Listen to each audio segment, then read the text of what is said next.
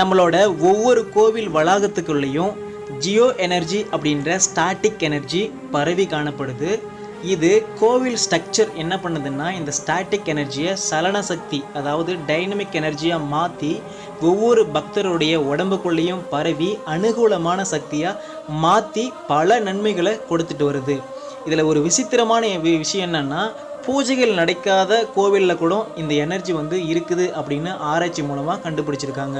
1999 அக்டோபரில் oriental research institute journal doctor Prabhat Kumar Poddar சுக்ருதீன் திரா அப்படின்றவர் கோவில்களின் சக்தி செயல்பாடுகள் அப்படின்ற ஒரு தலைப்பில் ஒரு நூல் எழுதியிருக்காரு. அந்த நூலில் சென்னைக்கு பக்கத்தில் இருக்கிற மாமல்லபுரத்தில் பல வருஷத்துக்கு முன்னாடி அழிஞ்சு போன சிவன் கோவிலை போய் ஆய்வு செய்கிறாரு. அங்கே சிவலிங்கம் உடைக்கப்பட்டிருந்தாலும் பல வருடமாக பூஜைகள் செய்யப்படாமல் இருந்தாலும் இந்த எனர்ஜி அதிகமாக பரவி காணப்பட்டது அப்படின்னு கண்டுபிடிச்சாரு.